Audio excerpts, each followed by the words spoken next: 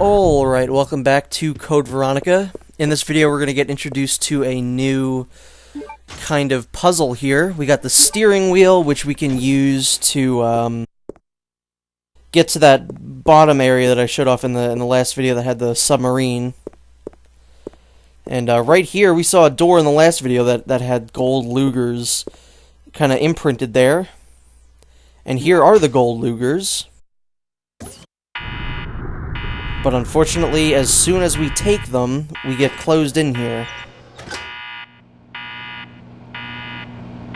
Which means we need to find another way out of here.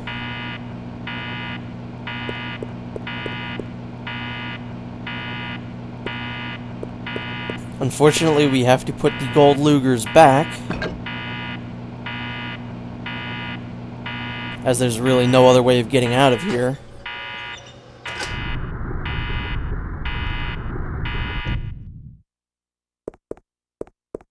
So we'll have to find some sort of a solution to that.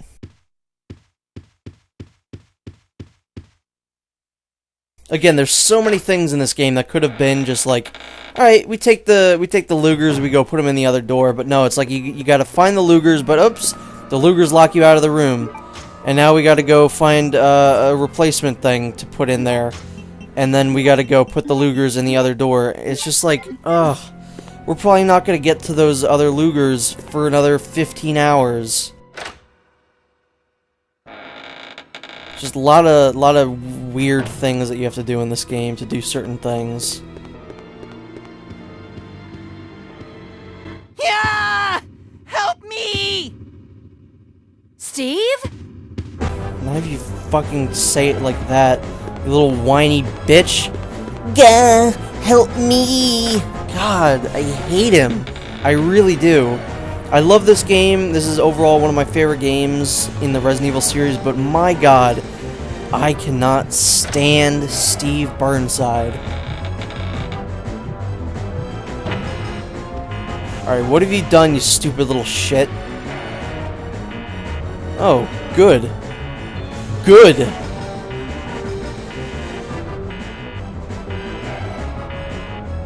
So there's a cool little puzzle here. We gotta just figure out guns, pretty much, and then that's your solution there.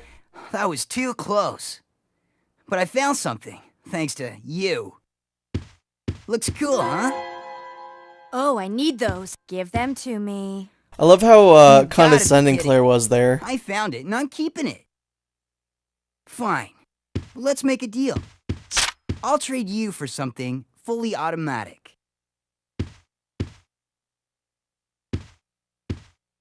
See you around, Claire. Adios. Hey, wait! Steve!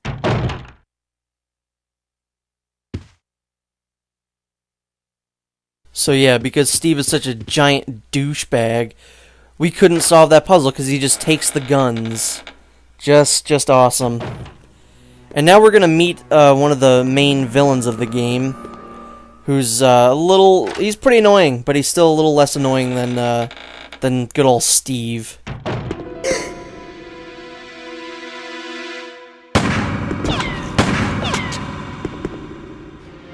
Redfield! How dare you interfere with my operation? What are The song you that plays in this talking cutscene is amazing. It's one of my You favorites. let yourself be captured so you could lead your people to this base. about? I have no idea what you're babbling about. You don't fool me. I am Alfred Ashford, commander of this base. Oh?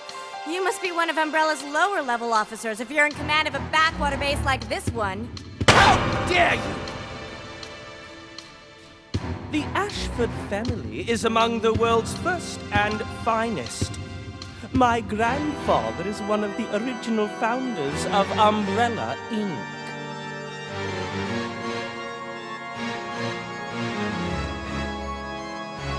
Now tell me, why have you attacked this installation? Attacked? Shortly after you arrived, my base was attacked. You must have informed your people of its location. I still don't follow you. I really don't know anything about that. Unacceptable!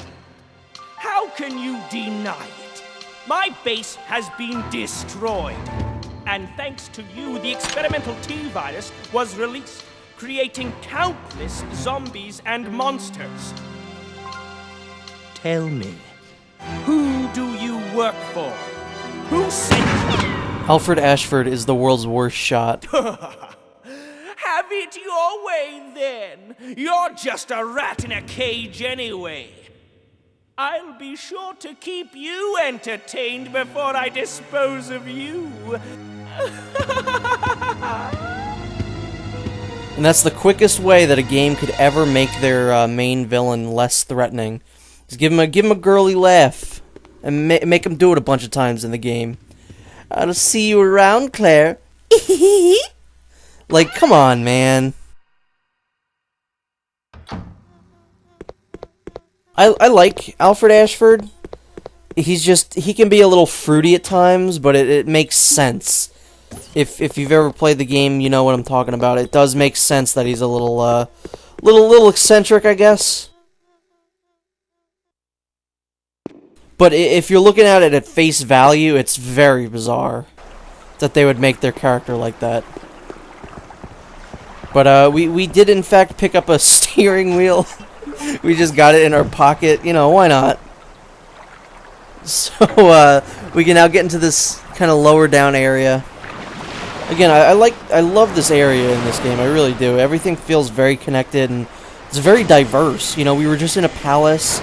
There's a prison, a palace, a submarine, and an underwater facility. That's, you know, this is a very diverse area, and we still haven't explored, you know, this entire area yet. I always forget what to do here. But here we have the side pack, which we're getting very early on in the game. Yeah, we got the side pack very early on in this game, comparative to other classic Resident Evil games.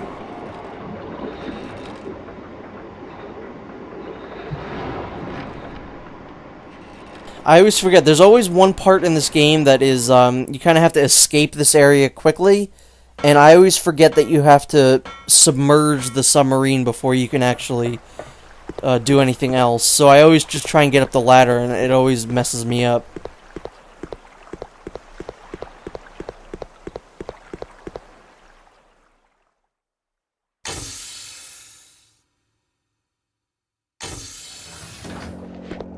So, there's gonna be some zombies in here. At least there should be. Yeah, there's some zombies in here. This is one of the rooms where I think it's fairly easy to just run around the zombies, so I don't really bother getting them. That guy can be a little annoying, which is why I dealt with him, but for the most part, you don't really need to kill the zombies.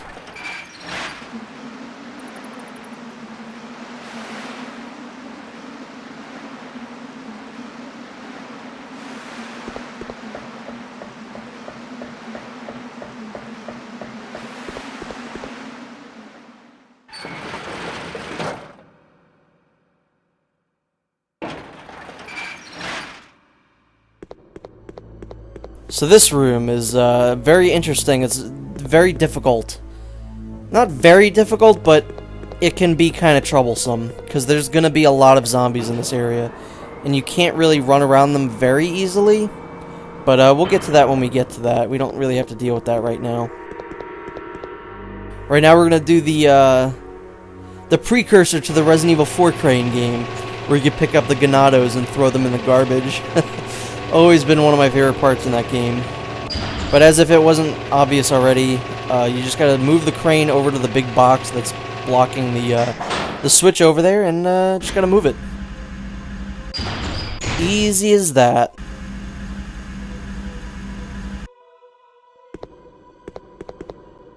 I do believe there is something in here.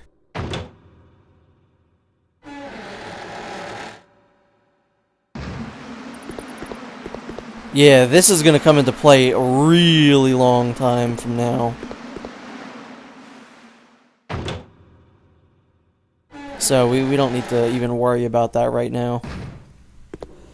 But you see how many things we already have on the back burner? Like, there's that guillotine in the prison. We don't know what to do with that right now. There's the Lugers. We don't really know what to do with that right now. There's that switch thing that we just found. We don't really know what to do with that yet.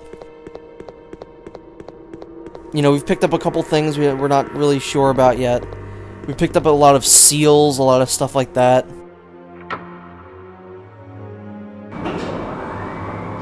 But yeah, get ready to fight a lot of zombies in this area.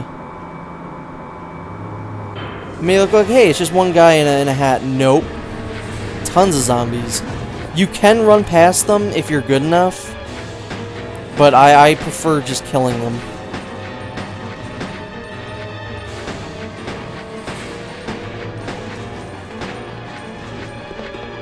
This is just a straight-up zombie massacre right here. Dude, that zombie picked up some speed toward the end there. Fucking zombie Usain Bolt over here. One guy's crawling, looks like Spider-Man. Like, cut it out, man. So that's that. That's our little zombie onslaught for the day.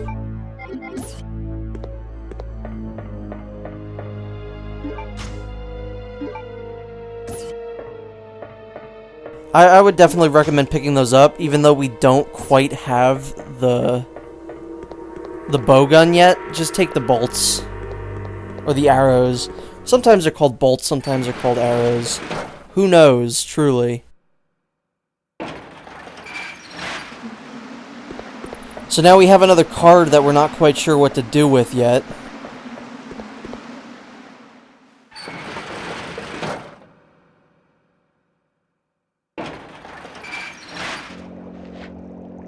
And this guy spawned again for some reason. That's why I don't think it's very useful to kill the zombies in this area. If anything, knock them down, but it's not really worth it. Especially since it's a fairly big closed area, so you can just run past them. And this is an area where you're going to want to equip the lighter because there are bats.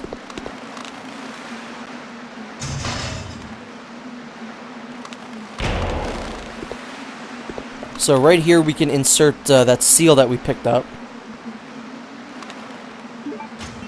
The pressing the button doesn't work unless we have all 3 seals, which clearly means we need 2 more. And that is our main objective, is getting those seals. However, we have a lot of little mini things we have to do in order to do that, so it's going to be a while before we get the 2 more seals.